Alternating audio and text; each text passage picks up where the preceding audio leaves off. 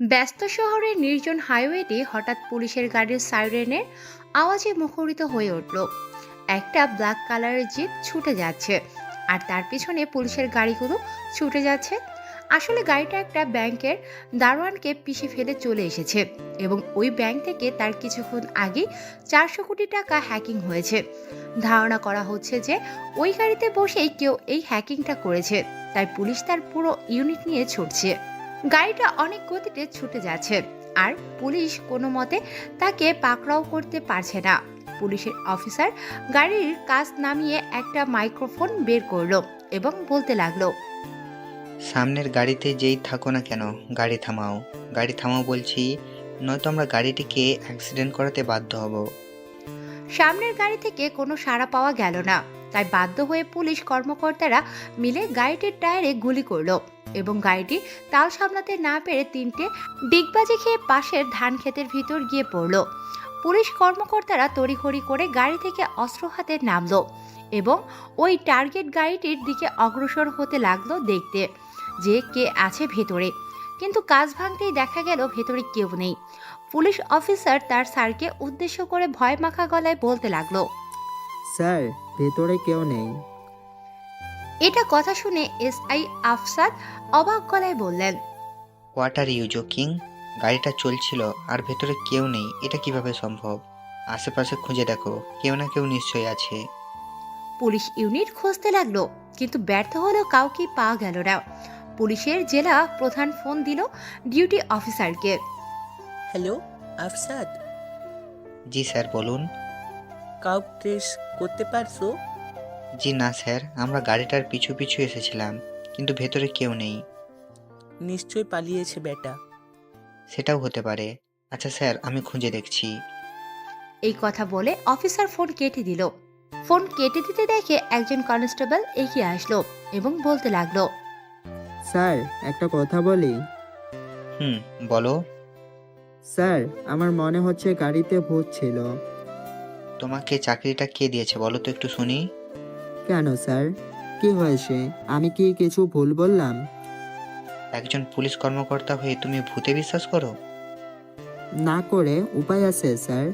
আপনি ভেবে দেখুন, জায়গাটা জনমানব শূন্য, আর এখানে একটা গাড়ি অ্যাক্সিডেন্ট করলো। কেউ যদি থাকতো এখানে, তাহলে আমরা নিশ্চয় খুঁজে পেতাম। এত ভাবতে হবে না তোমাকে, খোঁজার কাজ চালিয়ে যাও, আশেপাশের গ্রামগুলোতে খোঁজ চালাও। এই, তুই টেবিলে বসে বসে কি করছিস? টেবিলে বসেছিল সাব্বির, তখনই পিছন থেকে দরজা দিয়ে ঢোকার সময় সাব্বিরের ভাবি উক্ত কথাটি পড়ল। অতঃপর সাব্বির বলে উঠল, আরে ভাবি তুমি, আমি তো আমার সায়েন্সের অ্যাসাইনমেন্ট করছিলাম। Science assignment? কম্পিউটারে? আরে ভাবি, তুমিও না, যেটা বোঝো না সেটা নিয়ে কেন কথা বলো বুঝি না। তুমি আর্টস নিয়ে পড়াশোনা করেছো, তুমি কি বুঝবে সায়েন্সওয়ালাদের প্যারা? বোঝাতে হবে না, অনেক রাত হয়েছে, ঘুমাতে যাও এখন। ভাবি চলে গেলে সাব্বির দরজাটা লক করে দেয়। টেবিলের সাইডে ব্যাগের নিচ থেকে ল্যাপটপটা বের করলো।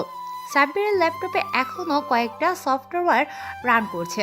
ল্যাপটপটা শাটডাউন করে বিছানায় এসে বসলো সাব্বির এবং একটা চার্ট বানাতে লাগলো। চার্টে কিছু লোকের নাম আর লিস্ট আছে, আর লেখা সব নামের পাশে তারিখ দেয়া। সকালে ব্রেকফাস্ট টেবিলে সাব্বির বসে বসে ব্রেকফাস্ট করছে। ব্রেকফাস্ট যখন শেষ পর্যায়ে তখনই একটা সাইকেলের বেল শোনা গেল। কে যেন আসছে এই দিকে। সাব্বিরদের খুব একটা বড় বাড়ি না, 5% জায়গার উপর 3তলা একটা ফ্ল্যাট বাড়ি। নিচতলা এবং দোতলা ভাড়া দেওয়া হয়েছে, আর একবারে উপরে সাব্বিররা থাকে। সাব্বিরের ভাই ভাবি, সাব্বিরের ভাইয়ের ছেলে রিশান, আর সাব্বির আর কেউ নেই। গেটে রাতুল কড়া নাড়ছে আর ডাকছে, এই সাব্বির, দরজা খোল। সাব্বিরের ভাবি দরজা খুলে দেয় এবং রাতুল ভিতরে এসে বসে। রাতুলকে সাব্বিরের ভাবি খাওয়ার কথা জিজ্ঞেস করলে রাতুল বলে যে খেয়ে এসেছে। সাব্বির খাওয়া শেষ হলে সাব্বির বের হয় বাসা থেকে ক্লাসের উদ্দেশ্যে। এখন সাব্বিরের সম্বন্ধে একটু বলে নেই। সাব্বির এবার ক্লাস 10-এ পড়ে সায়েন্স নিয়ে। সাব্বিরের ভাই একটা কেমিক্যাল কোম্পানির মালিক, যেটা সাব্বিরের বাবার ছিল, কিন্তু একটা দুর্ঘটনায় তারা মারা যায়। তারপর থেকে সাব্বিরের ভাই সবটা দেখাশোনা করে। আর জানতে হবে না, বাকিটা পরে জানবেন। স্কুলে ঢুকেই সাব্বির স্কুলের ভেতরে ব্যাগটা রেখে বাইরে আসে এবং বাইরে এক লোকের কাছ থেকে একটা খবরের কাগজ কিনে এবং স্কুলের মাঠে একটা বেঞ্চে এসে বসে পড়তে লাগে। পাশে রাতুলও এসে বসলো। খবরের কাগজের প্রথম পাতায় এসে সাব্বির ও রাতুলের চোখ আটকে যায় একটা খবরে। রাতুল সাব্বিরের দিকে তাকাচ্ছে আর সাব্বির রাতুলের দিকে, কারণ খবরের কাগজে লেখা ছিল যে ভুতুড়ে হ্যাকারের আক্রমণে অতিষ্ঠ শহর। গতকাল রাতে হ্যাক করা হয় আমাদের শহরের সবচেয়ে বড় ব্যাংক। ব্যাংকটির মোট 8 জন মানুষের অ্যাকাউন্ট থেকে 50 কোটি টাকা করে 400 কোটি টাকা হ্যাক হয়ে গিয়েছে। পুলিশ সন্দেহ জোরে একটি গাড়িকে ধাওয়া করলে জানা যায় যে গাড়িটিতে কেউই ছিল না। তাহলে গাড়িটি কে চালাচ্ছিল, ভূত না মানুষ? এই, এটা আমাদের শহরের ব্যাংক না? হুম, আমাদের শহরেরই ব্যাংক এটা, কিন্তু হ্যাকারের বিষয়টা একটু ঘোলাটে লাগছে। এইটা কি হ্যাকারের কাজ না কোনো ভূত টুত? আরে বেটা, ভূত কি কম্পিউটার চালাতে পারে নাকি? আমি কি জানি, আজ পর্যন্ত কোনোদিন শুনিনি যে ভূতে কম্পিউটার চালায়। ভূতকে গাড়ি চালাতে দেখেছি, তাও আবার ছবিতে।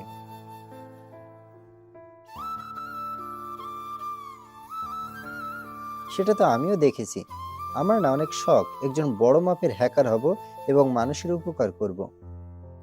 হ্যাকার হওয়া মুখের কথা না, সাইবার ওয়ার্ল্ডে টিকে থাকতে দম লাগে, দম। আর কি কি লাগে? অনেক পরিশ্রম, দক্ষতা, নিজেকে লুকিয়ে রাখার ক্ষমতা আর একটুখানি ইচ্ছা ভালো কাজ করার। ব্যাস, তুইও হতে পারবি। কিন্তু হ্যাকিং জগতের অনেক ডার্ক সাইড আছে, সেসব থেকে নিজেকে দূরে রেখে চলতে হয়। আচ্ছা, এত সুন্দর সুন্দর কথা বললি, কিন্তু তুই এসব জানলি কিভাবে? আরে আমি কিভাবে জানি মানে? সেটাই তো, তুই কিভাবে জানিস? আমি ওই দিন একটা আর্টিকেল পড়েছিলাম হ্যাকিং নিয়ে, ওইখান থেকে জানতে পেরেছি। ব্যাস এতটুকুই, আর কিছু না। ও আচ্ছা, আমি তো ভাবলাম তুই নিজেই কত বড় হ্যাকার ট্যাকার। হব বেটা, আমি কই আর কই হ্যাকার, আমার মতো জোকার হবে হ্যাকার? হবি হবি, তুই যেগুলো আমাকে বললি সেগুলো নিজেকে বল, তুইও হতে পারবি। সাব্বিরের কপালে হালকা চিন্তার ভাঁজ পড়ে যায় আর মনে মনে বলছে, হ্যাঁ হ্যাঁ, আমিও হ্যাকার হব, হ্যাকার দ্য জোকার।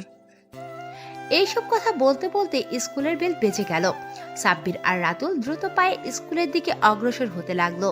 ক্লাসে ঢুকে সাব্বির আর রাতুল ওদের বেঞ্চে বসে পড়ল। স্যার চলে আসলো এবং ক্লাস নিতে শুরু করলো। আজ ক্লাসটা সাব্বিরের চোখে কেমন যেন ফাঁকা ফাঁকা লাগছে। হ্যাঁ, সাব্বির যা ভেবেছে তাই। আজকে ক্লাসে দুটো মেয়ে আসেনি, যাদের সাব্বির গতকাল দেখেছিল। সাব্বির এসব চিন্তা বাদ দিয়ে পড়াশোনায় মনোযোগ দিল। সব ক্লাস শেষে স্কুল ছুটি দেবে। এখন বিকেল প্রায় 4:30। একটু পরেই সন্ধ্যা হয়ে যাবে। সাব্বির ক্লাস থেকে বেরিয়ে সাইকেল নিয়ে যেই গেট দিয়ে বের হবে, তখনই রাতুল পেছন থেকে ডাক দিল, এই বেটা, আমার ফেলে চলে যাচ্ছিস কেন? দোস্ত, বাসায় কাজ আছে তাই যাচ্ছিলাম আর কি। তোর কিসের এত কাজ বাসায় যে সন্ধ্যার আগেই বাসায় ঢুকে যাস? আমার আবার কিসের কাজ, আসলে বাড়িতে রাত নামার আগেই ঢুকে যাই তো প্রতিদিন, তাই অভ্যাস হয়ে গেছে। ও আচ্ছা, তাহলে চল একসাথে, তুই তোর বাসায় ঢুকে যাস আর আমি আমার বাসায় চলে যাব। আচ্ছা চল। সাব্বির আর রাতুল যার যার বাড়িতে যাওয়ার পর রাত প্রায় 11টা বাজে। পুলিশ কন্ট্রোল রুমে একটি ফোন আসে। হ্যালো, পুলিশ কন্ট্রোল রুম, কে বলছেন? কিলার মেশিন। আরে আজব তো, কিসের মেশিন আর কি সব বলছেন? হোটেল ব্লু সান, রুম নাম্বার 167-তে যান। বলেই ফোনটি কেটে দেয়। কন্ট্রোল রুম অফিসার সঙ্গে সঙ্গে পুলিশ পাঠায় সেই জায়গাতে। রুমের ভেতর থেকে কোনো আওয়াজ আসছে না। পুলিশ দরজা ভেঙে ভেতরে ঢোকে এবং একটি বীভৎস দৃশ্য দেখতে পায়, যা দেখে কয়েকজন মহিলা পুলিশ সেখানেই অজ্ঞান হয়ে যায়। পুলিশদের সবার চোখে ভয় আর আতঙ্ক। রুমের বেডের উপর একটা লাশ রাখা। লাশ বললে ভুল হবে, লাশের কোনো অংশই তার শরীরের সাথে যুক্ত নেই। শরীরটিকে এমনভাবে কাটা হয়েছে যেন কষাই মাংস কেটেছে। মাথাটি সবার সামনে রাখে, যার থেকে চোখগুলো বেরিয়ে আছে আর জিভাটা সামনে কেটে রাখা আছে। গালে দুই পাশে লেখা ইটস ওকে, তার পাশে একটা স্মাইলি দেওয়া। পা দুটো আর আঙ্গুলগুলো ফ্যানের সাথে ঝুলিয়ে রাখা আছে আর তার পাশে বড় করে লেখা, সাইকো তার খেলায় আছে, থামাতে এসো না, নিজেই থেমে যাবে। লাস্টিকে পোস্টমর্টমের জন্য পাঠানো হলো। পুলিশ কর্মকর্তারা এই কেস আর তার আগের রাতের হ্যাকিং দুটো নিয়েই অনেক চাপে আছে। মিডিয়া আর পলিটিশিয়ানরা অনেক চাপ দিচ্ছে পুলিশদের। গোয়েন্দা সিআইডি ও নেমে পড়েছে, কিন্তু কোনো ক্লু পাচ্ছে না। কোনো সিসিটিভি ফুটেজ, না কোনো ফিঙ্গারপ্রিন্ট, আর ভিকটিমকে মারার কোনো মোটিভ। তাহলে কে করেছে এগুলো? সকালে সাব্বির খাবার টেবিলে বসে আছে, তখন ভাবি রুটি আর গরুর মাংসের তরকারি বেড়ে দিল। সাব্বির রুটি আর তরকারি নিয়ে খেতে লাগলো। আহ, কি রে, কি হয়েছে? ব্যথা পেয়েছিস নাকি? আরে না, কালকে একটা সায়েন্স প্রজেক্ট বানাচ্ছিলাম, তখন হাত কেটে গেছিল একটু। আরে আরে, কতখানি কেটে গেছে? আর বলছো তেমন কিছু না, মনে হচ্ছে কোনো ধারালো ছুরি দিয়ে কেটে গেছে। আরে ভাবি, তুমিও না, প্রজেক্টে ছুরি ব্যবহার করেছি, আর হাত কাটতে পারে না। কাটতেই পারে, দেখি দাও, ব্যান্ডেজ করে দিচ্ছি। আচ্ছা দাও ভাবি। কোনো মতে খাবার খেয়ে সাব্বির উঠে ছাদে যায় ল্যাপটপ নিয়ে। আজ স্কুল নেই, এক সপ্তাহ বন্ধ স্কুল। ল্যাপটপে কিছু কাজ করছিল, তখনই ওর ফোনে একটা ফোন আসে। রাতুল ফোন দিয়েছে আর বলে, দোস্ত, আমি একটা বিপদে পড়েছি। তুই এক্ষুনি পুলিশ স্টেশনে যা, পুলিশ নিয়ে আয় আমাদের বাসার পাশের জঙ্গলে। রাতুলের হঠাৎ এমন কথায় সাব্বির একটু চিন্তায় পড়ে যায় আর বলে, কি হয়েছে সেটা বলো। হয়েছে অনেক কিছুই। আমি একটা হরর ফটোগ্রাফির জন্য আমাদের বাড়ির জঙ্গলে এসেছিলাম।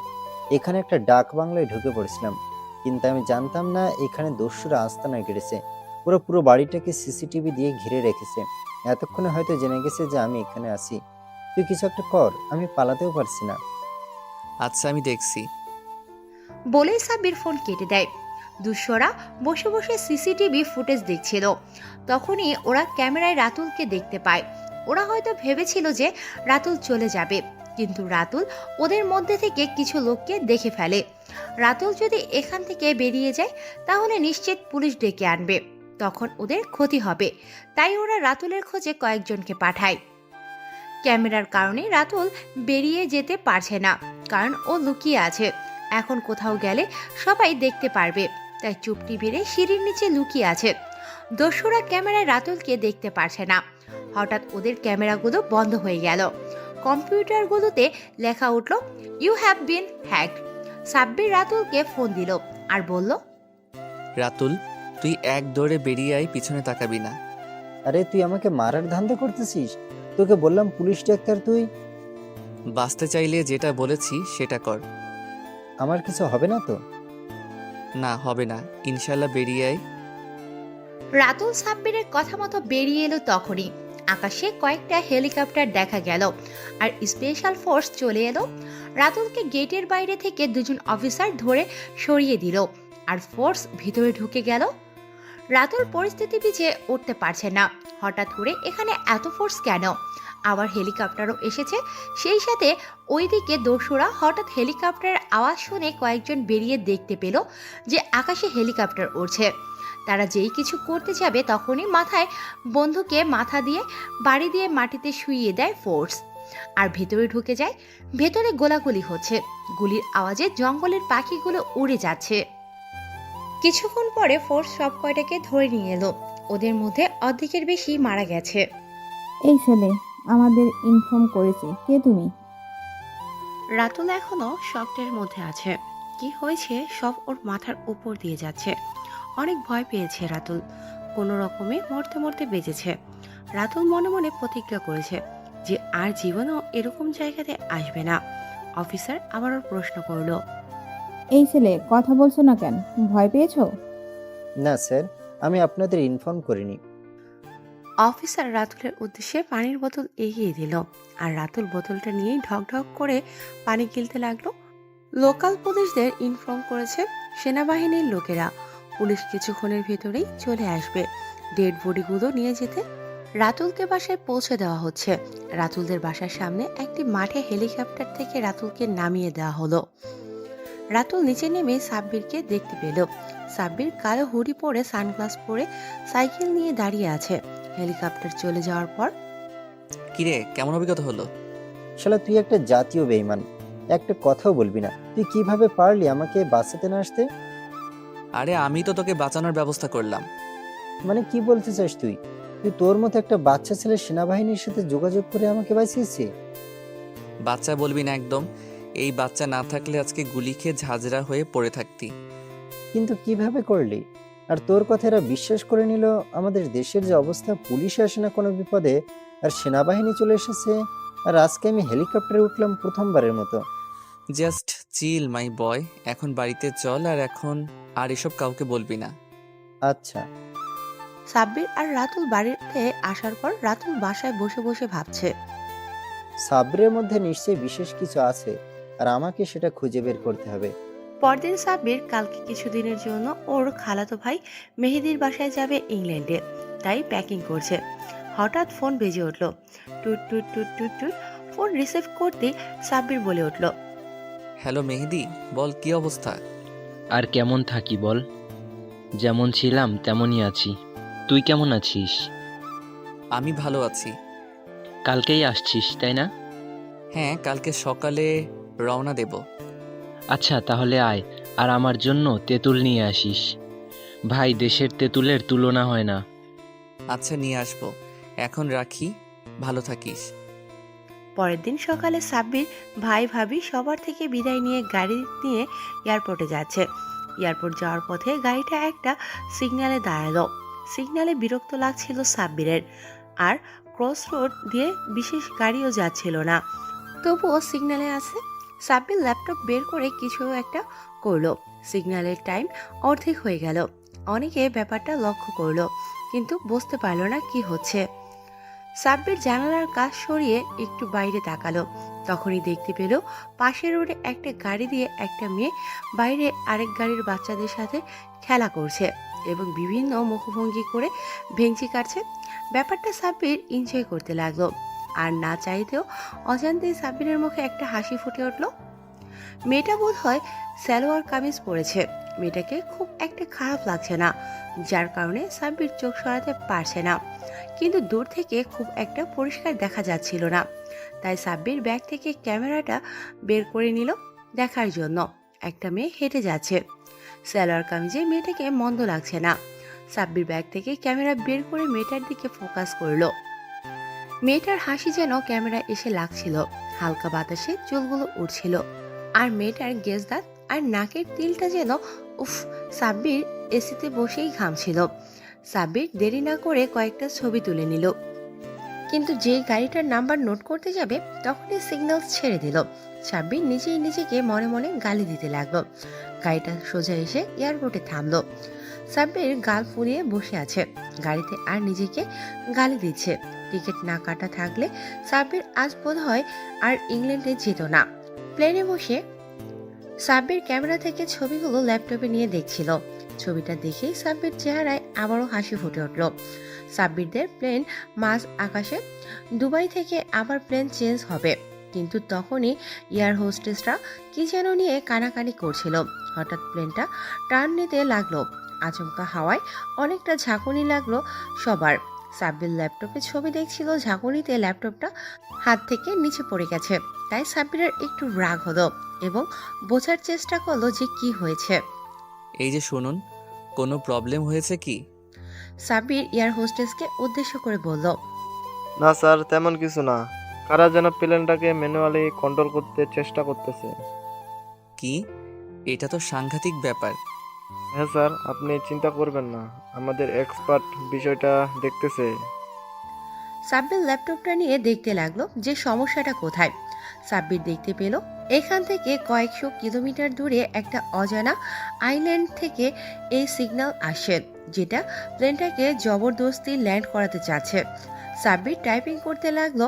কোডিংয়ে পুরো স্ক্রিন ভরে গেছে। হ্যাঁ, হয়ে গেছে, এখন আর কন্ট্রোল ওদের হাতে নেই। তখনই প্লেনটা আবার তার গন্তব্যের দিকে মোড় নিল। সাব্বির নিশ্চিত হয়ে কানে হেডফোন দিয়ে গান শুনতে লাগলো। গান শুনতে শুনতে কখন যে ঘুমিয়ে গেছে নিজেই জানে না। ঘুম ভাঙলো দুবাইয়ে। দুবাই এয়ারপোর্টে নেমে সাব্বির কিছু খেয়ে নিল, কিন্তু হঠাৎ সামনে বসা কাউকে দেখে সাব্বিরের মুখে সেই হাসি আবার ফুটে ওঠে।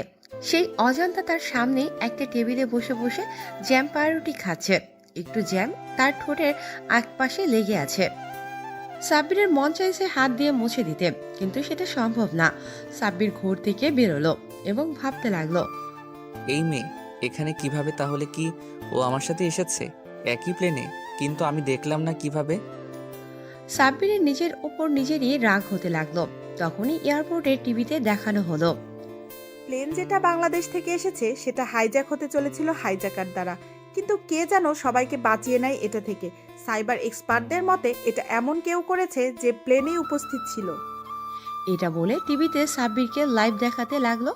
সাব্বির হুডি দিয়ে নিজের চেহারা ঢেকে নিল, কিন্তু সবাই সাব্বিরকে দেখে ফেলেছে। এয়ারপোর্টে কিছু বড় মাপের কর্মকর্তারা সাব্বিরের দিকে এগিয়ে আসতে লাগলো। সাব্বির নিশ্চিতভাবে বসে আছে আর ওই মেয়েটির দিকে তাকিয়ে আছে।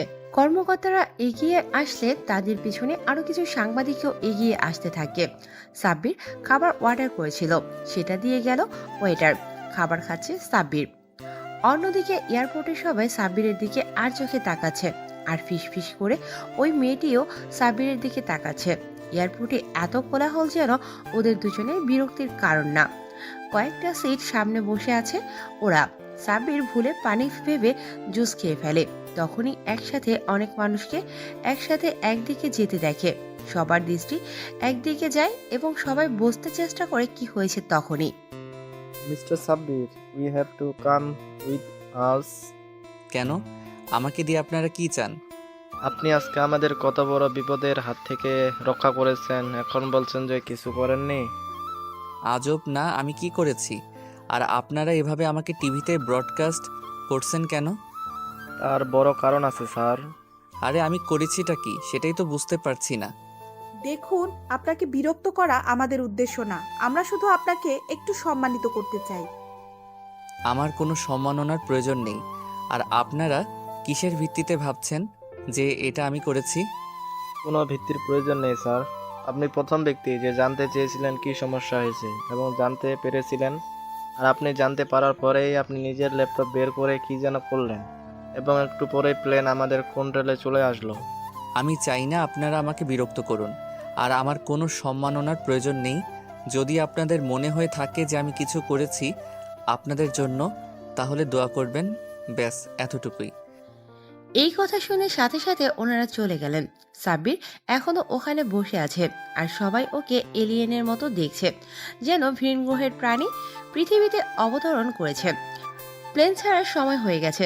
সাব্বির বসা থেকে উঠল, উঠেই চারিপাশে তাকালো, কি যেন খুঁজছে। হ্যাঁ, সাব্বির ওই মেয়েটিকেই খুঁজছে। সাব্বির খুঁজতে খুঁজতে প্লেনে গিয়ে বসলো। প্লেনে ওর পাশের সিটে কারো হাসির আওয়াজে সেই দিকে তাকালো।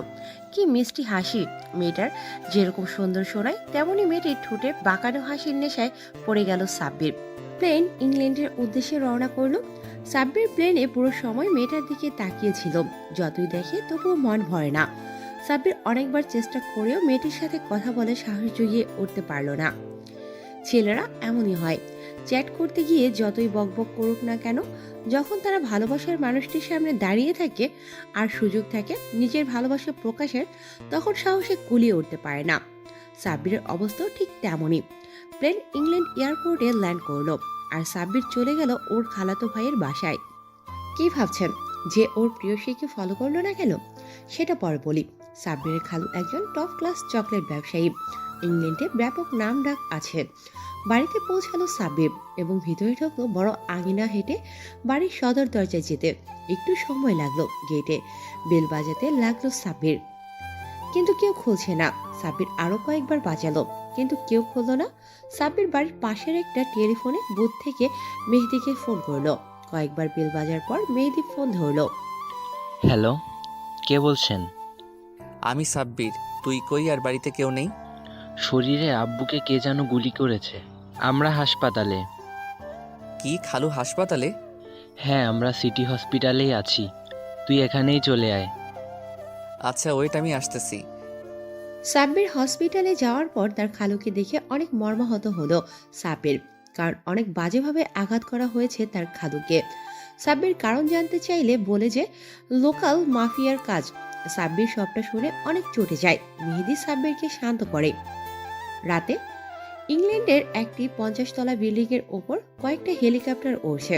হেলিকপ্টারের ভিতর সব আর্মিরা আর তাদের সাথে অস্ত্র যা তাক করা আছে। বিল্ডিং এর ছাদের কিনারায় দাঁড়ানো কালো লেদার হুডি পরা একটি ছেলে, যার হাতে একজন মানুষকে কাটা মাথা আর বিল্ডিং এর ছাদের পুরোটা জুড়ে রক্ত দিয়ে লেখা ইটস ওকে।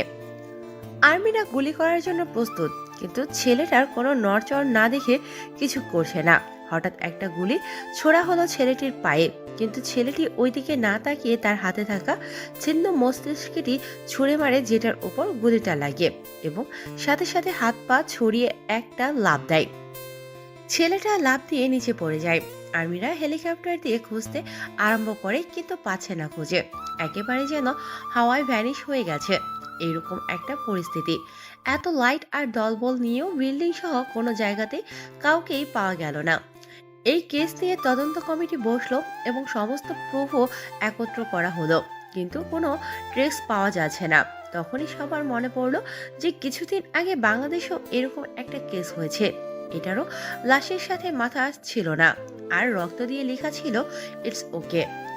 কয়েকজন সিবিআই সদস্যের ঘাড়ে এই কেসে জিম্বা চাপালো তদন্ত কমিটির হেড হলো রাজ এবং সজীব। অন্যদিকে টিভিতে খবর দেখাচ্ছিল। মেহেদি তখনই দেখতে পেল ওর বাবাকে যে মেরেছে, মানে খুন করার চেষ্টা করেছে, সে নাকি হত্যা হয়েছে। কয়েক মুহূর্তের জন্য খবরটা মেহেদির মনে আনন্দের সঞ্চার করলেও মেহেদি ভাবতে লাগলো এটা কার কাজ হতে পারে। মেহেদি হাসপাতালে ছিল। সাব্বিরকে অনেকক্ষণ ধরে দেখতে পাচ্ছে না মেহেদি। কোথায় যেন গেছে সাব্বির। মেহেদি সাব্বিরকে খুঁজতে লাগলো পুরো হাসপাতাল জুড়ে, কিন্তু সাব্বির কোথাও নেই। এই শহরে তো তেমন কোনো কেউ নেই সাব্বিরের পরিচিত যার কাছে সাব্বির যেতে পারে। সাব্বির তাহলে কোথায় গেল? মেহেদি যেই হাসপাতালের বাইরে যাবে, তখনই সাব্বিরকে পাশের একটা ডিপার্টমেন্টাল স্টোর থেকে বেরোতে দেখে। সাব্বিরের হাতে কফির কাপ আর মোবাইল। সাব্বির ট্রাফিক সিগন্যাল কাটিয়ে এপাশে এলো। কিরে, তুই কোথায় ছিলি এতক্ষণ? কেন? এই তো পাশে একটা ব্যাডমিন্টন টুর্নামেন্ট হচ্ছিল, সেখানে। তুই কি কিছু জানিস না? আমি আবার কি জানবো, পাগল নাকি তুই? হ্যাঁ, আমি পাগল। তুই একা একা এই অচেনা দেশে, অজানা শহরে ঘুরে বেড়াচ্ছিস, আমার টেনশন হয় না নাকি? আরে চিল ম্যান, এত হাইপার হচ্ছিস কেন? আর কি হয়েছে সেটা বল। ড্যানিয়েল মারা গেছে। কি? ড্যানিয়েল মারা গেছে? মারা গেছে বললে ভুল হবে। ওকে খুন করেছে কে যেন। কখন আর কিভাবে? মেহেদি সবটা খুলে বলে সাব্বিরকে। সাব্বির মেহেদিকে বলে, যা হয়েছে বেশ হয়েছে, জানোয়ারটার এমন দশাই হওয়ার ছিল। পরের দিন সাব্বির ওর খালুর বাড়িতে আছে। ঘুম থেকে উঠছে অনেকক্ষণ যাবৎ। কফির জন্য বসে আছে। কাজের বুয়া কফি দিয়ে গেল। সাব্বির একটা মিষ্টি হাসি বিনিময় করে কফিটা নিল এবং চুমুক বসালো কিছুক্ষণের জন্য। চিন্তায় বিভোর হয়ে গেল। মেহেদিও কফি হাতে এসে পাশে বসলো এবং সাব্বিরকে চিন্তিত দেখে বলে উঠল, কিরে, তুই এমন ভাব নিয়ে কোন চিন্তায় বিভোর আছিস? তেমন কিছু না, এমনি ভাবছিলাম খালু বাড়িতে ফিরবেন কবে। আজকে না, সম্ভবত কালকে আসবে। অন্যদিকে কেসের ইনভেস্টিগেশনের অফিসার রাজ এবং সজীব তদন্ত করতে করতে বাংলাদেশ গিয়ে পৌঁছেছেন। ওনারা বাংলাদেশের সেই সাইকো কিলার কেসটি ঘেটে দেখলেন। সব একেবারে হুবহু মিলে যাচ্ছে, কিন্তু কিছু জায়গায় পৃথক এবং কিছু বৈষম্য আছে। তবুও বলা যায় যে এগুলো একজনেরই কাজ, কিন্তু কে আর দুইটা মার্ডারের মাঝখানে সময়ের ব্যবধান কম। ইন্সপেক্টর তার কেবিনে বসে আছেন। সিবিআই অফিসার সজীব আর রাজ বসে বসে কেস নিয়ে আলোচনা করছে। অফিসার, আপনার কি মনে হয় যে এই কাজগুলো একজনেরই? আমার তো এটাই মনে হয়, দুইটা কেসেই খুনি ভিক্টিমের মাথা পৃথক করে ফেলেছে আর রক্ত দিয়ে লিখে গেছে ইটস ওকে। হতে পারে ইন্সপেক্টর। আমরা তাহলে এয়ারপোর্ট সহ সকল ট্রান্সফরমারের রেকর্ড পরীক্ষা করে দেখি ভিকটিমের কোনো সন্ধান পাওয়া যায় কিনা। আচ্ছা যান, আর কিছু লাগলে আমাকে বলবেন, ততটুকু পারি হেল্প করব।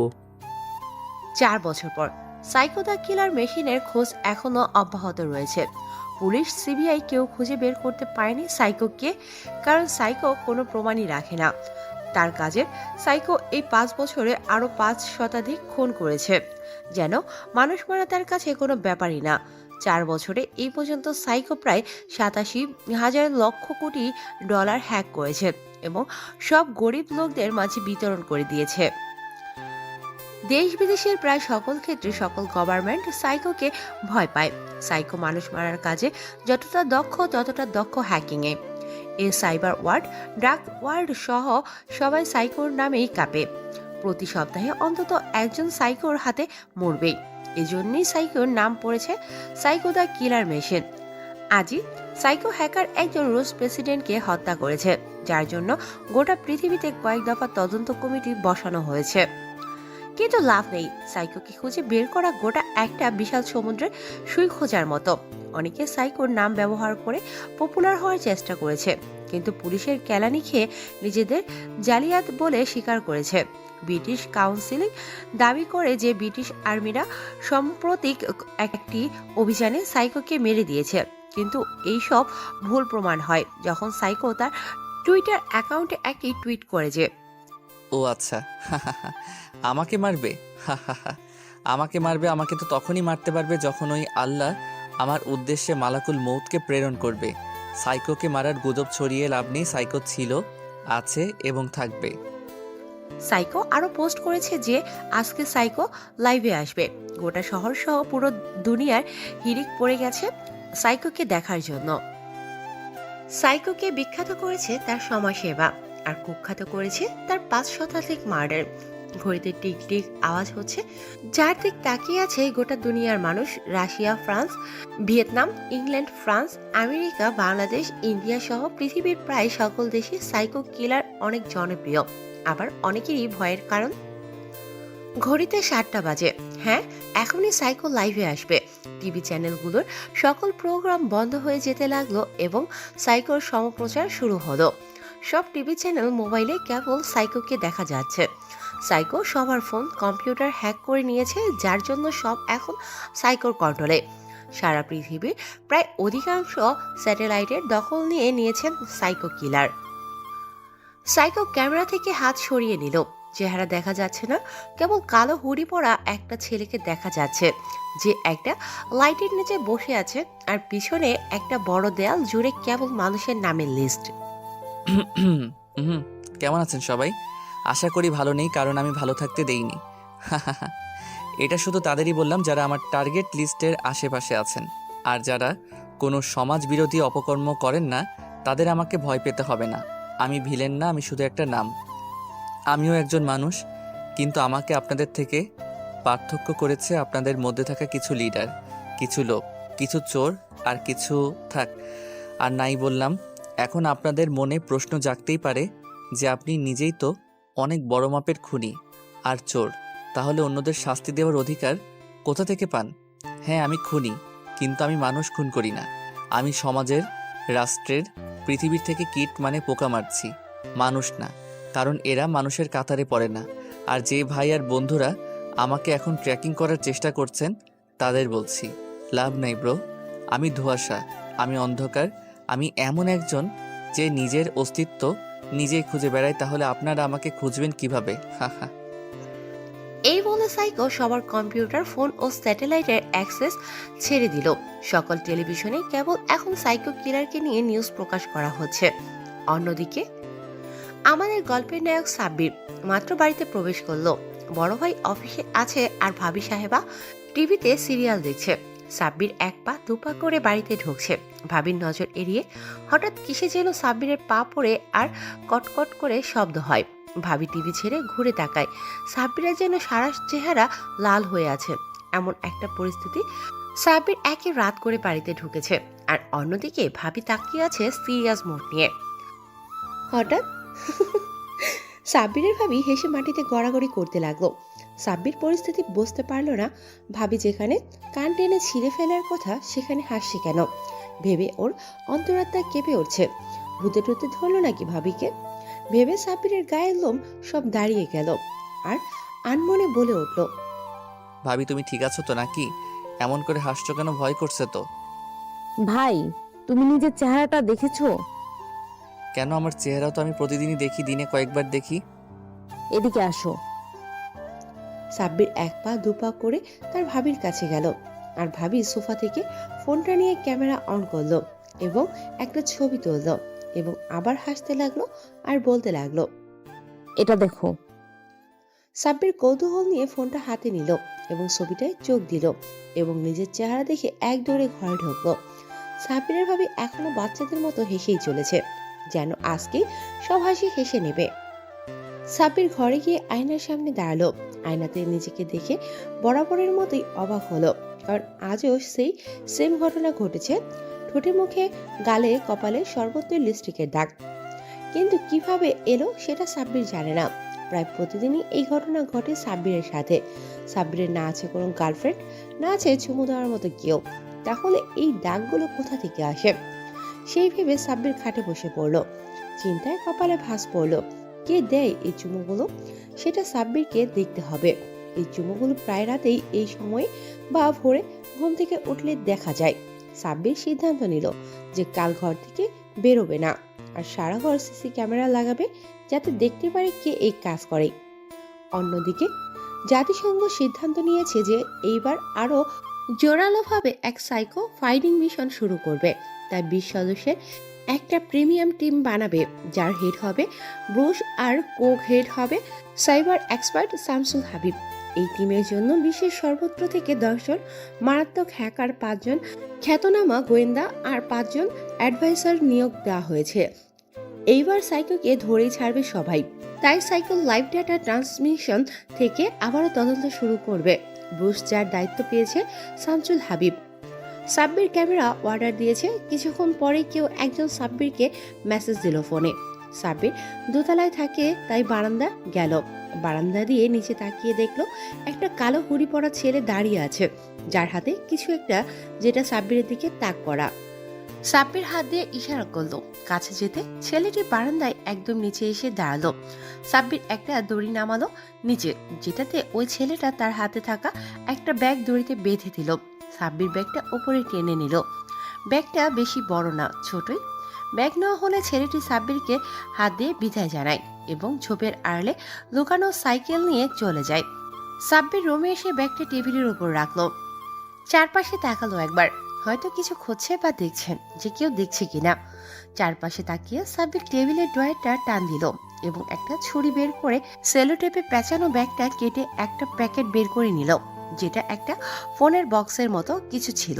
সাব্বির বক্সটা খুলে ফেললো এবং ভেতর থেকে বেরিয়ে এলো 3টে ক্যামেরা, যেগুলোর সাইজ একটা আঙুলের 3 ভাগের 1 ভাগ হবে, মানে অনেক ছোট। এছাড়াও একটা মিনি কন্ট্রোলার আর অ্যান্টেনা। হ্যাঁ, এতক্ষণে বোঝা গেল সে সাব্বির কি করতে চলেছে। সাব্বির ক্যামেরাগুলো ওর রুমের 3 কোণায় লাগিয়ে দিল, যাতে ফাঁস হয় এবং সমাধান হয় লিপস্টিকের দাগের রহস্য। ক্যামেরাগুলো সহ সব সেট আপ করে সাব্বির একটু ল্যাপটপটা হাতে নেয়। ল্যাপটপে কয়েকটা ইনক্রিপ্ট মেসেজ ছিল, যেগুলো সাব্বির ডিকটিভ করলো এবং কিছু দেখতে পেল যা ওর টনক নাড়িয়ে দিল। সাব্বির অনেক চিন্তিত হয়ে পড়ল যে কি করবে সেটা ভেবে। ওর অস্তিত্ব এখন ঝুঁকিতে আছে। কে যেন ওকে কিছু ছবি পাঠিয়েছে, যেগুলো সাইবার ওয়ার্ল্ডে তুফান উঠিয়ে দেবে। সাব্বির বারান্দায় গিয়ে দাঁড়িয়ে পকেট থেকে সিগারেট বের করলো এবং ধরিয়ে টানতে লাগলো, আর মনে মনে বলছে, না, আমার মাথা গরম করলে চলবে না। যা করতে হবে সব ঠান্ডা মাথায় করতে হবে। সাব্বির সিগারেটটা শেষ করে ল্যাপটপটা নিয়ে বসলো। উৎস খুঁজতে লাগলো মেসেজগুলোর। যে করেই হোক সাব্বিরকে জানতে হবে কে এই ব্যক্তি যে আমার পরিচয় ফাঁস করার পথে নেমেছে। সাব্বির অনেক চেষ্টা করেও মেসেজগুলোর কোনো সোর্স পাচ্ছিল না। যে সাইবার ঘোস্ট সাইবার ওয়ার্ল্ডেই গায়েব হয়ে গেছে একেবারে। রাত 3টে বাজে। সাব্বির এখনো ল্যাপটপ নিয়ে বসে আছে, কিন্তু খুঁজে বের করতে পারছে না যে কে করেছে এটা। কোনো প্রমাণই নেই। ওর মাথা গরম হতে লাগলো, কে এই ব্যক্তি যাকে আমি খুঁজে বের করতে পারছি না? তাহলে কি আমার থেকেও বড় কেউ আছে এই পৃথিবীতে, যে আমার থেকেও বেশি ট্যালেন্টেড আর কিলার মাইন্ডেড? এসব ভাবতে ভাবতে সাব্বিরের মাথা কাজ করছে না, যেন এখনই অবশ হয়ে যাবে। সাব্বির ল্যাপটপে টাইপ করতে করতে ঘুমিয়ে গেল। ঘুমানোর একটু পরেই কিছু একটা ঘটলো। সাব্বির সকালে ঘুম থেকে উঠে ল্যাপটপ সহ কাল রাতের খাওয়া সিগারেটের অংশগুলো সব ঠিক করে নিল, যাতে ভাবি দেখতে না পারে। সাব্বির সবটা গোছগাছ করে নাস্তার টেবিলে গেল। নাস্তার টেবিলে যেতে ভাইয়া এসে বসলেন, সাথে ওর ভাইস্তা ও ভাবি। অতঃপর তার ভাবি হঠাৎ করে বলে উঠল, তোমার ভাইয়ের জন্য মেয়ে দেখো। কেন? আমার ভাই আবার কি করলো? সাব্বিরের ভাবি কোনো কথা না বলে সাব্বিরের ভাইকে সাব্বিরের দিকে তাকাতে বললেন। তার ভাইয়া সাব্বিরের দিকে তাকালো এবং ভ্রু কুঁচকে বোঝার চেষ্টা করলো যে কি হয়েছে। তখনই তার ভাইয়া কিছু একটা দেখে বললেন, কি রে, কালকে রাতে কোথায় গিয়েছিলে? কোথায় মানে? আমি আবার কোথায় যাব? আমি তো ঘরেই ছিলাম। তাহলে তোর গার্লফ্রেন্ড বাড়িতে এসেছিল? আরে ভাইয়া ভাবি, তোমরা এসব কি বলছো? আমার তো কোনো গার্লফ্রেন্ডই নেই। তাহলে বাড়িতে আনবো কোথা থেকে? আমরা এমন কি বললাম যে বিরক্ত হচ্ছিস? আয়নায় নিজের চেহারাটা দেখ আগে। কি আমার চেহারা? তোর চেহারা ভালো করে দেখ, তারপর বুঝতে পারবি আমরা কিসের ভিত্তিতে কথা বলছি। সাব্বির তৎক্ষণাৎ উঠে আয়নার সামনে গেল এবং দেখলো যে গালে সেই চুমনের দাগ, মানে কেউ যে কিস করেছে সেটা স্পষ্ট বোঝা যাচ্ছে। অতঃপর সাব্বির বলে উঠল, ভাইয়া ভাবি বিশ্বাস করো, আমি কিছুই জানি না এই দাগগুলো কোথা থেকে আসে। এটা নিত্যদিনের ব্যাপার। আমরা এত কিছু জানি না। 1 মাস সময় দিলাম, ওই মেয়েকে নিয়ে বাসায় হাজির হবি, শুভ কাজটা সেরে ফেলবো। সাব্বির এবার অনেক রেগে গেল এবং ছুটে রুমে গেল এবং নিজেই গনগন করতে লাগলো, দূর সারার প্রেম টেম কিছুই করলাম না। প্রতিদিন যে কেউ এত চুম্বন চুম্বাই, খালি একবার হাতের কাছে পাই, ঠোঁটে সুপার গ্লু লাগিয়ে দেব। সাব্বির তখনই মনে পড়লো সিসি ক্যামেরার কথা। সাব্বির একটা বিজয়ের হাসি হাসলো এবং ল্যাপটপটা হাতে নিল। ল্যাপটপে ক্যামেরাগুলোর গত রাতে ফুটেজগুলো চেক করতে লাগলো। ফুটেজ চেক করে কিছুই পাচ্ছিল না সাব্বির। তখনই একটা ফুটেজ সাব্বিরের চোখে পড়ল। রাত 3:45।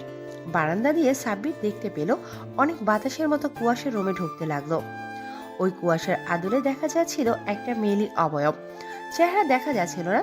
সাব্বির ভেবে পাচ্ছিল না যে এত রাতে এত উঁচু বিল্ডিং এ কোনো মেয়ে কিভাবে উঠলো, আর এই মেয়ে কে যে এই কাজ করে। আমার সাথে সাব্বির ফুটেজে জুম করলো। ভিডিওতে মেয়েটা আস্তে আস্তে সাব্বিরের কাছে এসে বসলো এবং চেহারার দিকে খানিকক্ষণ তাকিয়ে রইল।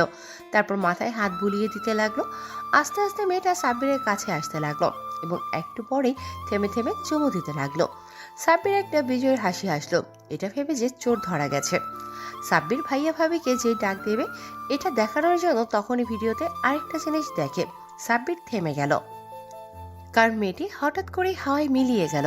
সাব্বির ভয়ে ভয়ে ল্যাপটপটা বন্ধ করলো এবং ভাবতে লাগলো, এটা আমি কি দেখলাম? ইহা আল্লাহ, ওটা কি ছিল? ভূত নাকি আবার? কিন্তু ভূত হলে আমার গালে চুমু খায় কেন? গালটাই তো খেয়ে নিতে পারে না। আমাকে এর গোড়ায় পৌঁছাতে হবে এবং রহস্যগুলোর সমাধান করতে হবে, যে করেই হোক। রাত 2টা। আর্মি ক্যাম্পের ভিতর কিছু লোকেরা কথা বলছে। স্যার, আমাদেরকে এই বিষয়টা নিয়ে তদন্ত করতে হবে। না, এই বিষয়ে এগিয়ে নিজে ক্ষতি নিজেরা ডেকে এনো না। ভালো আছো, ভালো থাকো। কিন্তু স্যার, আমরা এইভাবে তো কাউকে মানুষ মারার জন্য ছেড়ে দিতে পারি না। আর ও তো একটা মনস্টার, মানুষ মারে মশার মতো। এতে বেশি কথা বলো কেন? আসতে বলো, কেউ শুনে ফেলবে। আর সাইকো যদি এটা জানতে পারে তাহলে আমরা শেষ। তখনই ওই কক্ষের দরজাকে যেন কড়া নাড়ে। ঠক ঠক ঠক ঠক ঠক ঠক। আর্মি অফিসার একজন আরেকজনের দিকে তাকিয়ে উক্ত কথাটি বলল। এত রাতে আবার কে? দেখো, কোন অফিসার হয়তো কিছু দরকার হয়েছে। একজন আর্মি অফিসার উঠে গেলেন দরজা খোলার জন্য। দরজা খুলে বাইরে কাউকেই দেখতে পেলেন না। তখনই কিছু একটা রুমে প্রবেশ করলো গড়াতে গড়াতে। অফিসার নিচে তাকিয়ে দেখলো একটা স্টিল কালারের বোতল। হঠাৎ বোতলটা থেকে সাদা ধোঁয়া বেরোতে লাগলো, যেটার ধোঁয়ায় সারা ঘরময় সবকিছু দেখা যাচ্ছিল না। সকলেই এদিক সেদিক ছোটাছুটি করতে লাগলো। এটা ভেবেছে শত্রুরা আক্রমণ করেছে, কিন্তু কেউই গলা দিয়ে কোনো আওয়াজ বের করতে পারছে না। যে চিৎকার দিতে বা কাউকে ডাকতে যায় তার মুখটাই কে যেন বন্ধ করে দেয়। সবার মনে অনেক আতঙ্ক। আস্তে আস্তে ধোঁয়াগুলো সরে যেতে লাগলো।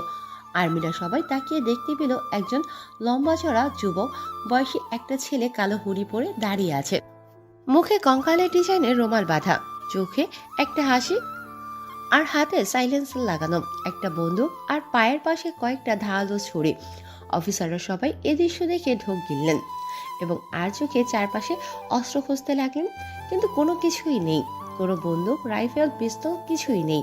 যেগুলো ছিল সব উধাও হয়ে গিয়েছে। আসলে সব উধাও হয়নি, সব ওই ছেলেটার পেছনে। এটা দেখে একজন অফিসার মনের ভয় লুকিয়ে সাহস দেখিয়ে বলে ওঠে, এই তুই কেন এখানে এসেছিস? ছেলেটা কিছুই বলল না, ডান হাতের পিস্তলটা উঁচু করলো এবং বুক বরাবর একটা গুলি করলো। গুলিটা বুকের হৃৎপিণ্ড ফুটো করে পিঠের অন্য পাশ দিয়ে বেরিয়ে গেল। অফিসারের মুখ দিয়ে রক্ত বের হয়ে এলো ঝর্ণার মতো, আর অফিসার সোজা ধপাস করে মাটিতে শুয়ে পড়লেন। আর নেই, উনি মারা গেছেন। এই দৃশ্য দেখে আরেকজন হামলা করতে গেলে ছেলেটা তার হাতের ছুরিটা হামলা করার জন্য প্রস্তুত করে। অফিসার সোজা এসে ছেলেটার মাথায় ঘুষি মারতে গেলে ছেলেটা হাঁটু গেড়ে বসে পড়ে এবং ছুরিটা নিয়ে পায়ের উল্টো পিঠে ফ্যাস ফ্যাস করে দুটো টান দেয়। ওই লোকটা মাটিতে হাঁটু গেড়ে বসে পড়ে, আর বসে পড়ার সাথে সাথে ছুরিটা গলায় বসিয়ে দেয় ছেলেটা। এইবার আর একজন গেল না, তিনজন একেবারে যায় হামলা করতে। ছেলেটা একটি মুচকি হাসি দেয়, যেটা রুমালের বাইরে থেকেও বোঝা যায়। লোকগুলো সব ভয়ে পেয়ে যায় এবং থেমে যায় আর ভয়ে বলে ওঠে, এই কে রে ভাই তুই, আর আমাদের মারছিস কেন? সাইকো। এটা শোনার পর যারা বেঁচে ছিল তাদের চোখ যেন কোটর থেকে বেরিয়ে আসার উপক্রম। ভয়ে সবার কলিজা শুকিয়ে যাবার উপক্রম। কোনো মতে দাঁড়িয়ে আছে দুজনে, বাকি একজন তো ভয়ে মাটিতে লুটিয়ে পড়েছেন। সবাই এতক্ষণ যাকে নিয়ে কথা বলছিল সেই বিপদ নামধারী হায়না তাদের সামনে দাঁড়িয়ে আছে। আজ তাদের মৃত্যু নিশ্চিত। সাব্বির যে ওর ভাইয়া ভাবিকে খবর দেবে সেই মেয়েটাকে দেখানোর জন্য তখনই দেখতে পেল যে মেয়েটা ধোঁয়ায় মিলিয়ে গেল, যেন হাওয়ায় মিশে গেল। এটা দেখে আর কাউকে ডাকতে গিয়েও ডাকার সাহস পেল না সাব্বির। সাব্বির ভিডিওটা আরো কয়েকবার দেখলো, বোঝার চেষ্টা করলো যে আসলে ঘটনাটা কি। কিন্তু ভিডিওটিতে বারবার একই ঘটনা দেখে ঘটনাটা না অনেকটাই বিচলিত হলো। ভাবলো যে হয়তো কোনো গ্রাফিক্স বা 3D এফেক্ট যেমনটা সাইকো ব্যবহার করে, তাই ভিডিওটাকে ভালো করে সব অ্যাঙ্গেল থেকে দেখলো ব্যাপারটাকে বোঝার জন্য। কিন্তু কিছুই না বুঝতে পেরে সাব্বির এবার নিজেকে খুবই অসহায় মনে করতে লাগলো, কেননা ও কোনোদিন কারো কাছে হার মানেনি। কিন্তু আজ এই অদৃশ্য চুম্বনকারীকে খোঁজার চেষ্টায় ব্যর্থ হয়ে নিজেকে একজন লুজার মনে করছে সাব্বির। জেদে আদের ল্যাপটপটাকে একটা আছাড় দিল। ল্যাপটপটা পাক্কা ফ্লোরে পড়ে কুড়ো হয়ে গেল। আর জিনিস ভাঙার আওয়াজ পেয়ে সাব্বিরের ভাই আর ভাবি উপরে চলে আসলো। এক দৌড়ে দরজা দিয়ে ঢুকতে ভাঙা ল্যাপটপের অংশ দেখে খানিকটা অবাক হলো। সাব্বিরের দিকে তাকিয়ে জিজ্ঞেস করলো,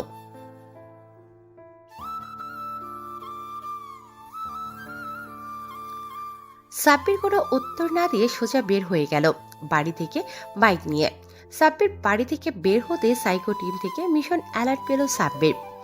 আজকে একজনকে মারার কথা আছে। সাব্বির ওর সাজানো প্ল্যানের লিস্টে দেখলো যে আজকে কাউকে মারার কথা ছিল কিনা। হ্যাঁ, আজকে একজন মরবে, আর সেটা হলো একজন নামকরা পলিটিশিয়ান। সাব্বির অপেক্ষা করছে একটা কনফারেন্স হলের সামনে। কনফারেন্স শেষ হতেই দলে দলে লোক বের হতে লাগলো।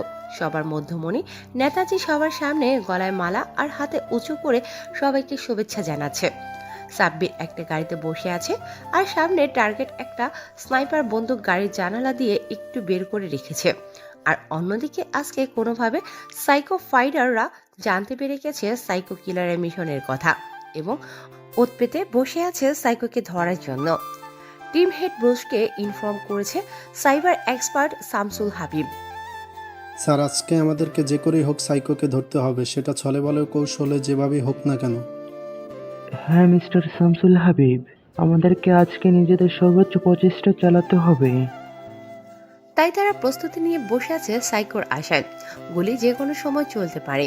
এই নেতা জনগণের টাকা মেরে খায় আর কলেজের মেয়েদের ব্যবসা বৃদ্ধি করতে বাধ্য করে। অনেক মা বোনের ইজ্জত নিয়ে খেলা করেছে এই শালা। একে এবার পরপারে পাঠাবে সাব্বির, মানে সাইকো কিলার। সাব্বির ফায়ার করলো গুলিটা নেতাজির বুকে লাগলো ঠিক হৃৎপিণ্ড বরাবর। ফিনকি দিয়ে রক্ত বেরোতে লাগলো নেতাজির বুক দিয়ে। সাব্বিরকে কেউ একজন দেখে ফেললো গুলি চালাতে, তাই চিৎকার দিয়ে উঠলো। সাব্বির চাইলে ওই লোকটাকে মেরে দিতে পারি, কিন্তু সাব্বির কোনো নিষ্পাপকে মারতে চায় না, তাই ওই লোকটাকে না মেরে গাড়ি ছোটাতে থাকে। পালাবার জন্য সাইকো ফাইটারদের চোখে পড়ে গেছে সাইকো। সাব্বিরের পিছনে সাইকো ফাইটার সহ অনেক লোকজন আর গাড়ি। সাব্বির প্রাণপণ চেষ্টা করে যাচ্ছে নিজেকে বাঁচানোর জন্য, কারণ ও বাঁচতে এই পৃথিবী থেকে ধ্বংস হবে পাপীরা, আর পাপীদের নাশ করাই সাব্বিরের উদ্দেশ্য, সাইকো দ্য কিলার মেশিনের উদ্দেশ্য। সাব্বির ড্রাইভিং সিটে বসে ঘামছে, কারণ ও ধরা পড়লে ওর দলের লোকেরাও ধরা পড়বে, আর ওদের কোনো ক্ষতি হোক এটা সাব্বির চায় না। সাব্বির ড্রাইভ করতে করতে একটা ঢালু উপত্যকায় চলে এসেছে। সামনে পাহাড়ের গিরিখাত আর অন্যদিকে পিছনে পড়ে থাকা লোকজন।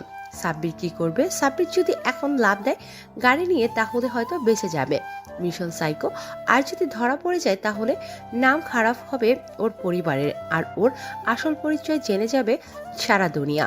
এখন কি করবে সাব্বির? সাব্বির পারছে না সামনে যেতে, আর না পারছে পেছনে যেতে। ও যেন সব বিপদ একেবারে ঘাড়ে চেপে বসেছে। আজ বোধহয় আর বাড়ি ফেরা হবে না সাব্বিরের, কারণ সাব্বির পিছনে ফিরবে না, বরং মৃত্যুকে বরণ করার জন্য পাহাড় থেকে ঝাঁপিয়ে পড়বে। গাড়ি ছুটছে প্রচন্ড গতিতে, যেন মৃত্যু তর সইছে না সাব্বিরের। সাব্বির আজ বিপাকে, কারণ যদি ধরা পড়ে যায় তাহলে সাইকো মিশন অসম্পূর্ণ থেকে যাবে। সাব্বিরের ইচ্ছে থাকুক বা না থাকুক, জোরপূর্বক বিভিন্ন ইনজেকশন দিয়ে সব সত্য কথা ঠিক বের করে নেবে সাইকো ফাইটাররা। সাব্বিরের গাড়িটা পাহাড়ের গিরিখাতের থেকে মাত্র মিটার 50 দূরে হবে। সাব্বির চোখ দুটো বন্ধ করে নিল আর মনে মনে আলোকে স্মরণ করে নিল, সেই সাথে ভাইয়া ভাবি, আর সেই সাথে নীলাঞ্জনাকে, মানে এয়ারপোর্টের মেয়েটিকে। মেয়েটির কি হয়েছিল সেটা আপনারা জানেন না, আশা করি পরবর্তীতে জানবেন। সাব্বির ভয়েস মেসেজ করে সারা পৃথিবীর মানুষের নিকট একটা মেসেজ পৌঁছে দিল, আর মেসেজটি হলো, সাইকো কোনো মানুষ না যে মরবে। সাইকো একটি ব্যাধি যেটি জন্ম নেয় কিছু মানুষ নামের জানোয়ারদের কারণে। আজ আমি মরছি না, যদিও মরি অমর হয়ে থাকব আপনাদের কাছে, গোটা পৃথিবীর কাছে। আর আমার শত্রুরা শান্তির নিঃশ্বাস ফেলো না, কারণ সাইকো কখনো মরবে না। এই মেসেজটির সেন্ড হওয়ার সাথে সাথে গাড়িটির টায়ারে একটা গুলি এসে লাগলো, যেগুলো ছোড়া হচ্ছিল পেছনের গাড়িগুলো থেকে। সাব্বির আর গাড়িটাকে নিজের আয়ত্তে রাখতে পারল না, ছেড়ে দিল সব, সরিয়ে নিল স্টিয়ারিং হুইল থেকে হাত। গাড়িটা পাহাড়ের উঁচু ঢিপি থেকে জাম্প করার মতো পাহাড়ের পাদদেশে পতিত হতে লাগলো। সাইকো ফাইটাররা ওখানে এসে এই জিনিসটা একেবারে আশা করেনি। ওনারা গাড়ি থেকে নেমে নিচে তাকাতেই দেখতে পেলেন গাড়িটা দুমড়ে মুচড়ে নিচে পড়ে আগুন জ্বলতে জ্বলতে পড়ছে, তো পড়ছেই, যেন কোনো শেষ নেই। এটা দেখে ব্রুস প্রচন্ড রেগে বলে উঠল, শিট ম্যান, আমরা আজকে আবার সাইকোকে মিস করলাম, আর জীবনেও পাবো না সাইকোকে। স্যার, আমাদের এভাবে হঠাৎ করে এভাবে আক্রমণ করা ঠিক হয়নি। প্ল্যান করে সব কিছু করা উচিত ছিল, কারণ আমরা ভুলেই গিয়েছিলাম সে অন্য কোনো সাধারণ অপরাধীর মতো না। এ হলো সাইকো দ্য কিলার, যার রক্তের কণিকাতে একটা করে ছোট ব্রেন বিদ্যমান। হ্যাঁ, তুমি ঠিক বলেছ, কিন্তু সাইকোর মার্ডারের একটা রিপোর্ট তো বানাতে পারি এখন। সেটা কিভাবে স্যার? আমরা তো সাইকোর ব্যাপারে আগামাথা কোনো কিছুই জানি না। কি তার আসল নাম, কি তার ঠিকানা, এমনি সে কোন এলাকায় থাকে সেটাও তো জানি না। এমনকি সে যে দেশের কোনো বাসিন্দা কিনা সেটা নিয়েও সন্দেহ আছে। সেটা ঠিক, কিন্তু এটা বললে কেন যে সে দেশের বাসিন্দা না? না মানে স্যার, এত ব্রিলিয়েন্ট একটা মাইন্ড, প্লাস না বিশ্বের নাম্বার 1 হ্যাকারের ছেলে কি বাংলাদেশে জন্ম নিতে পারে? শামসুল, তুমি ভুলে যেও না যে তোমার বাবা একজন বাংলাদেশি, আর বাংলাদেশি বলে কারোর এত ট্যালেন্ট থাকতে পারে না। এটা কোনো বইয়ে লেখা আছে। আসলে কি স্যার শামসুল? আর বলতে হবে না, আমি একজন ফরেনার হয়েও তোমার মতো রাজাকার না। এখন যাও, আর দ্রুত ওই গাড়ি থেকে সাইকোর বডি উদ্ধার করো। Yes sir. এই বলে শামসুল টিম নিয়ে বেরিয়ে পড়ল পাহাড়ের পাদদেশে সাইকোর খোঁজে। এইদিকে অনেক কয়েক ঘন্টা পরেও শামসুল হাবিব কোনো রিপোর্ট পাঠাচ্ছে না ব্রুসকে। ব্রুস এবার অনেকটা চিন্তিত হয়ে গেল, কারণ এতটা সময় তো লাগার কথা না। বাধ্য হয়ে ব্রুস কল লাগায় শামসুল হাবিবকে। ফোন বাজছে কিন্তু কেউ ধরছে না, ব্রুস আবার কল লাগায়, এবার শামসুল ধরে ফেলে আর কাপা কাপা কণ্ঠে বলে ওঠে, স্যার, ঘটনা তো একেবারে মাথায় বাস ফালার মতো। কেন, কি হয়েছে? স্যার, ফরেনসিক টিম নিয়ে অনেকক্ষণ ধরে গাড়িটার ভিতরে তল্লাশি করলাম, কিন্তু কিছুই পেলাম না, এমনকি বডিটাও পেলাম না। বডিটা কোথায় যাবে, আর গাড়িটা কোথায় পেয়েছো? গাড়িটা এখানকার এক ঝর্ণার কাছে পেয়েছি, একটুর জন্য ঝর্ণার পানিতে পড়েনি, নয়তো গাড়িটাও পেতাম না। খুঁজে দেখো, হয়তো ঝর্ণার পানির সাথে ভেসে গেছে বডিটা। সেটাই দেখছি স্যার। অন্যদিকে সারা দুনিয়ায় সাইকোর শেষ মেসেজটা ব্যাপক আলোড়ন সৃষ্টি করেছে। সবাই সাইকোর এই মেসেজটা নিয়ে অনেক উত্তেজিত, আর সাইকো কেন এমন মেসেজ দিল সেটাও সাইকোর ফ্যান আর শত্রুদের কাছে এখনো ধোঁয়াশা। কিন্তু ততক্ষণ ধোঁয়াশা ছিল যতক্ষণ পর্যন্ত সাইকো ফাইটাররা টিভিতে সংবাদ মাধ্যমে সাইকোর মৃত্যুর সংবাদটা অ্যানাউন্স করলো। সাইকোর ফ্যানরা যেন অনেক বড় শক খেয়েছে। সাইকো খনি হলেও সাধারণ মানুষের কাছে সুপারস্টার। অন্যদিকে সাব্বিরের জ্ঞান ফিরল মাত্র। সাব্বির চারদিকে তাকিয়ে নিজেকে একটা জঙ্গলে আবিষ্কার করলো। সাব্বির মনে করার চেষ্টা করলো সবটা, কিন্তু সাব্বিরের তো অ্যাক্সিডেন্ট হয়েছে, আর ওই পাহাড় থেকে পড়ার পর যে কেউ মারা যাবে, তাহলে সাব্বির এখনো কিভাবে বেঁচে আছে সেটা সাব্বির এখনো ভাবছে।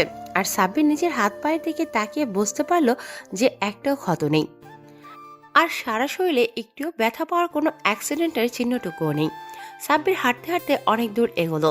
পকেটে হাত দিয়ে নিজের মিনি কম্পিউটারটা বের করলো, কিন্তু কোনো সিগন্যাল পাওয়া যাচ্ছে না, কোনো স্যাটেলাইটের।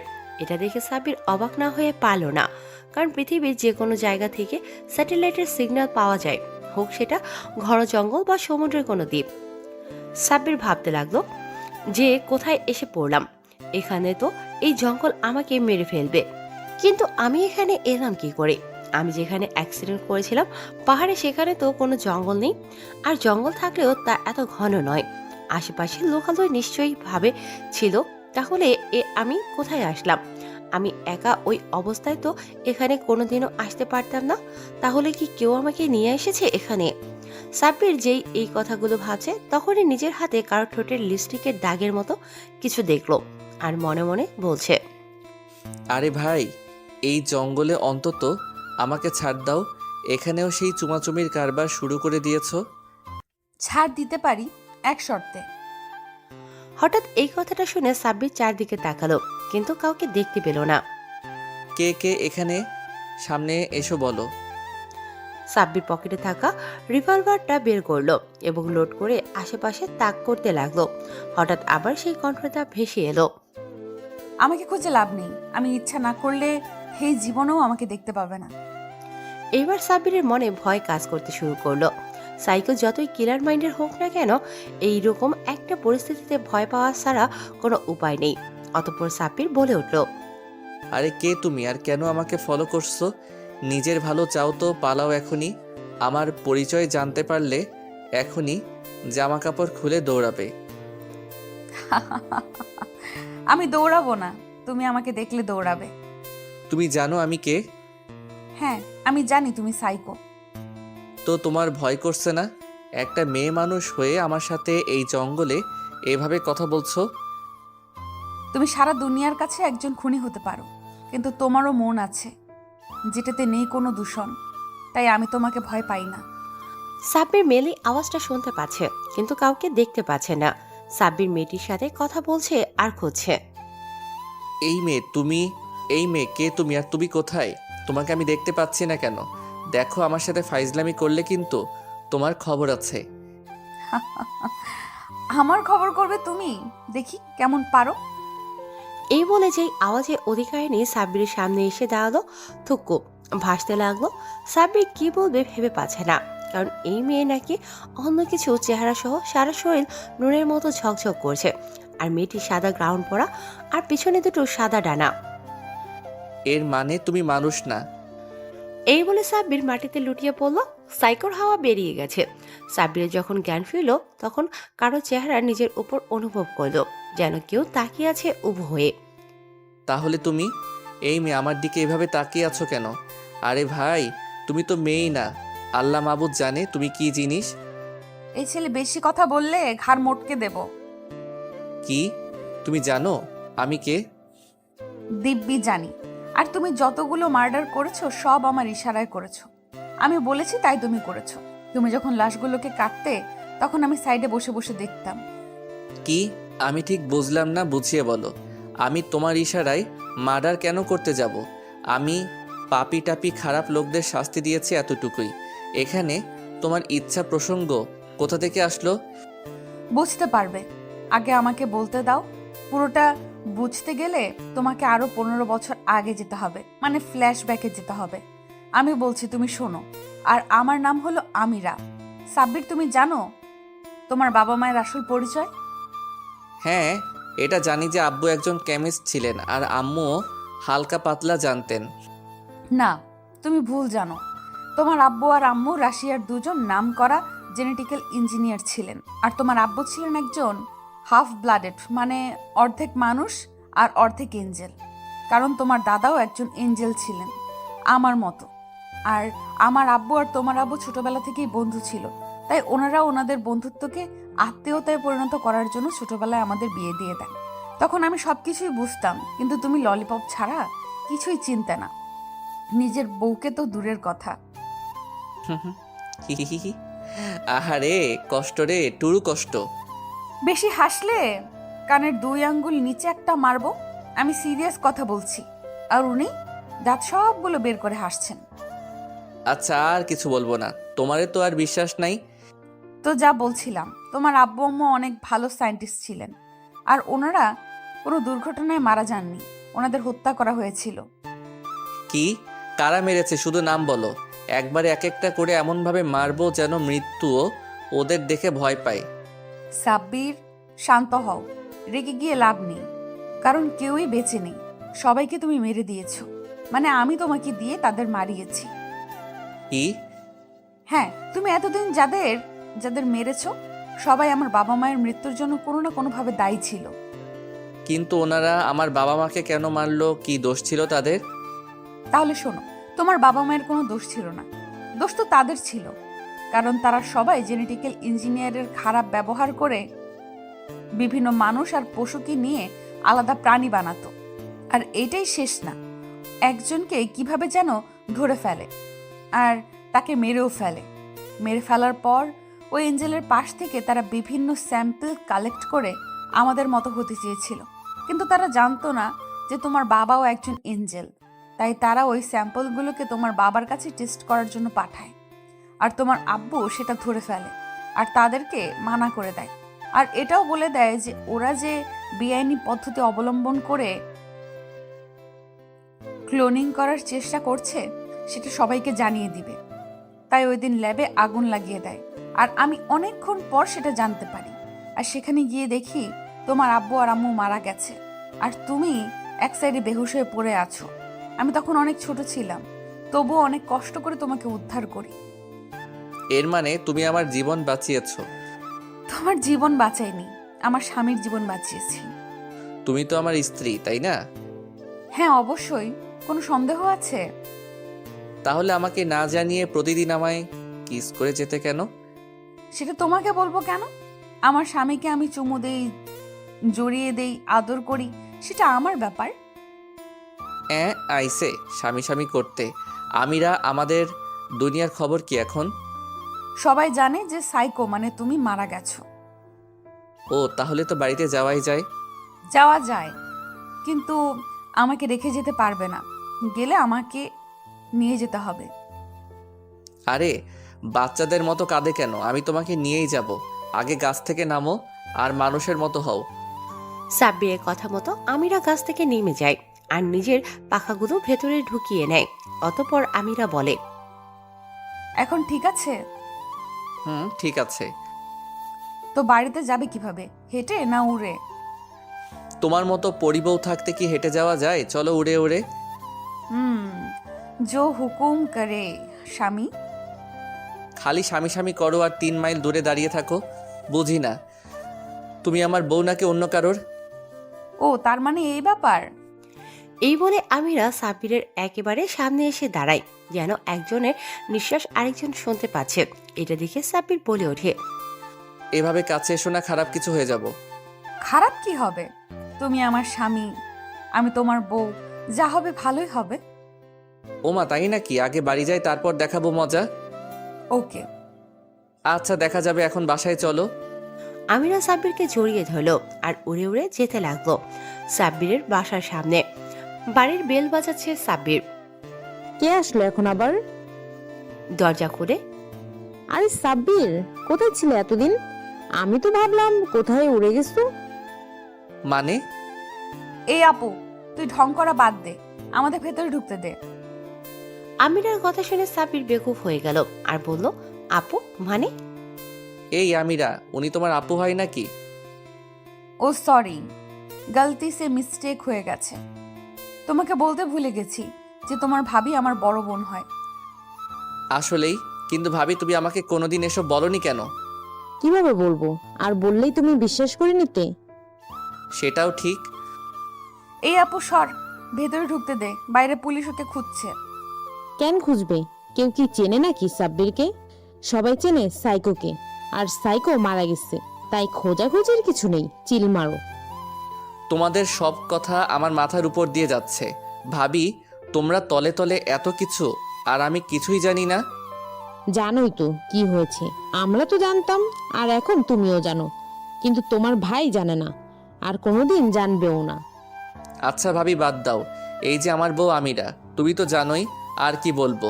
আমি ভেতরে গেলাম, আমি প্রচুর ক্লান্ত, আর ভাইয়াকে কিভাবে ম্যানেজ করবা এটা তোমার ব্যাপার। কোথায় যাব? ওপরের তলায় যাচ্ছি, তোমার যেতে মনে চাইলে তুমিও আসো। এই সাব্বির, আমাকে রেখেই চলে যাবা? আমি যাব না, এটা কোনো কথা? আমি ওপরে ঘুমাতে গেলাম আর আমিরাও আমার সাথে। আমি বিছানায় পড়তেই ঘুমিয়ে গেলাম। অন্যদিকে শামসুল, ব্যাপারটা আমার মাথায় ঢুকছে না, সাইকো কোথায় গেল? স্যার এটা তো সারা দুনিয়ার মানুষের কথা, সবাই সাইকো লাশ দেখতে চাইছে, কিন্তু সাইকোকে আমরা কোথায় পাবো? সাইকো মারা গেছে এটা আমরা জানি, কিন্তু লাশ ছাড়া কিভাবে প্রুফ করব? একটা কাজ করো, একটা বেওয়ারিশ লাশ এনে পুড়িয়ে সবাইকে দেখিয়ে দাও। এত প্রেশার আর মাথায় যাচ্ছে না। Okay sir. এই ঘটনার 3 বছর পর সাব্বির এখন একটা সফটওয়্যার কোম্পানির মালিক, আর আমিরা এক বাচ্চার মা, মানে সাব্বিরের একটা ছেলে হয়েছে, আর তার নাম রাখা হয়েছে আহিল। অন্যদিকে আজকে সাইবার ওয়ার্ল্ডে একটি মেসেজ আবার সবাইকে ভাবাচ্ছে। সেটি হলো সাইকো কোনো মানুষ না যে মরবে, সাইকো একটা চিন্তাভাবনা যার কোনো মৃত্যু নেই। সমাপ্ত। গল্পটি কেমন হয়েছে জানে না, অবশ্যই কমেন্ট করে জানাবেন।